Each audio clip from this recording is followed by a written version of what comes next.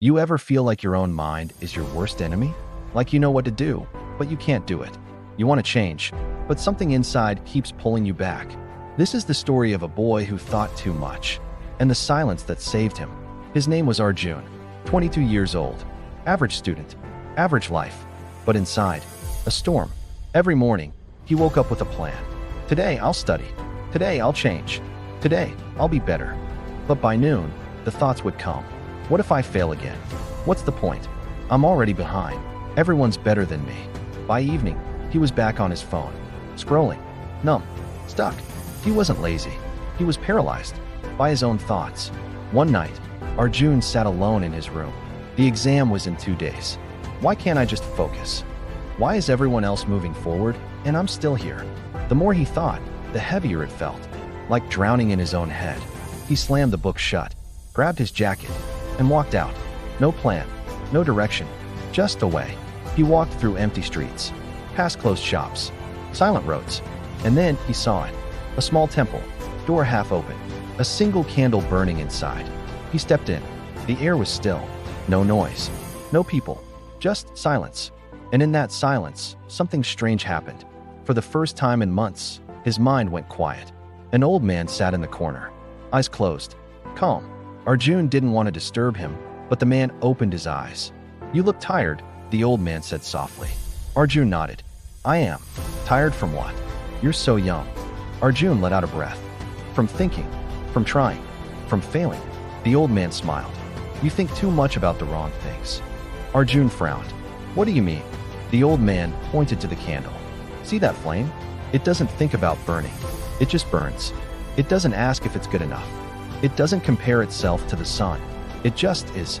Arjun stared at the flame. "But I have goals. I have dreams. I can't just stop thinking." The old man shook his head.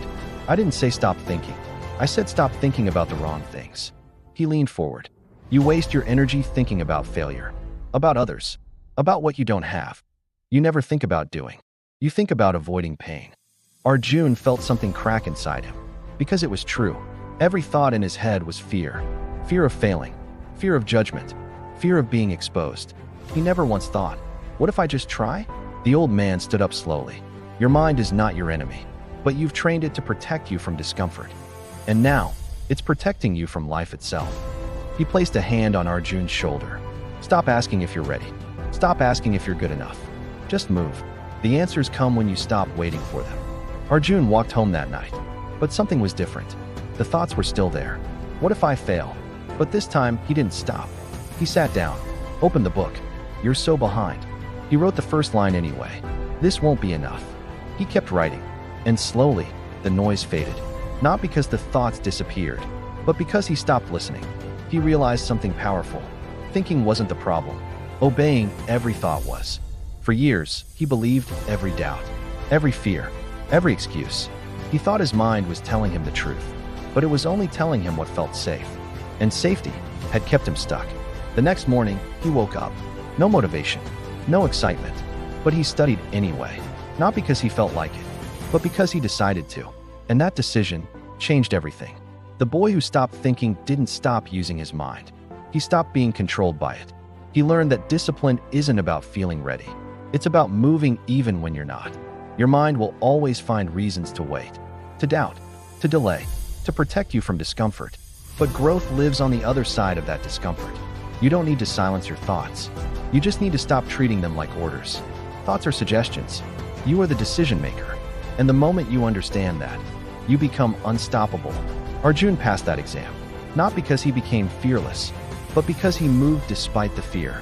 And over time, he built a new identity. Not the boy who overthinks, but the man who acts. The flame doesn't ask permission to burn. Neither should you. If this story touched something inside you, hit like, share it with someone who needs to hear this, and subscribe for more stories that help you find yourself.